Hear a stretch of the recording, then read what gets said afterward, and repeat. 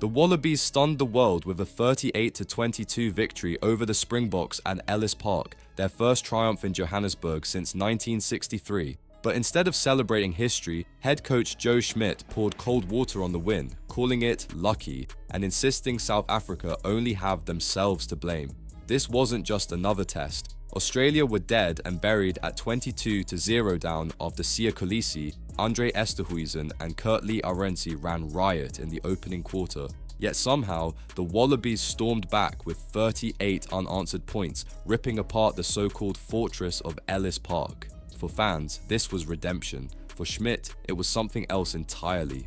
"We probably got a little bit lucky," he told reporters. "We're realistic at how we had to hang in there, but I'm really proud of the way we did hang in there." It was a brutal dose of honesty from a coach who refused to get carried away. And he didn't hesitate when asked about next weekend's rematch in Cape Town. "Yeah, absolutely," Schmidt admitted when pressed on whether he expects a Springbok backlash. The Wallabies pointed to Joseph Swali's intercept try and Tom Wright's 70-meter finish as game-changing moments, but Schmidt himself admitted those could easily have gone the other way.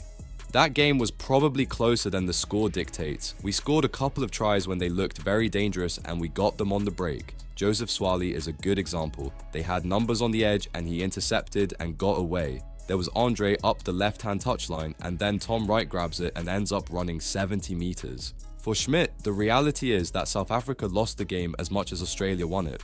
"The reality for us is we know we were under pressure and we know that pressure is coming. I've coached against the Boks with a few other international teams and come out second, so I know whether they're favourites or not, they're a heck of a team." And then came his most cutting analysis of the Boks collapse. "It's funny, I've coached enough teams because I'm really old and I've had teams that get I wouldn't say a soft start, but a very, very rapid start. It can sometimes cause a bit of a lapse in effort and concentration. I think they just gave us a little bit of belief." He pointed out that even when trailing 22-0, the Wallabies grabbed a small foothold before halftime. "I think we won the second quarter 5-0, so we had a little win there, and that gives a little bit of confidence." Finally, Schmidt credited his bench for raising the tempo when it mattered most. "I think we won the second quarter 5-0, so we had a little win there, and that gives a little bit of confidence."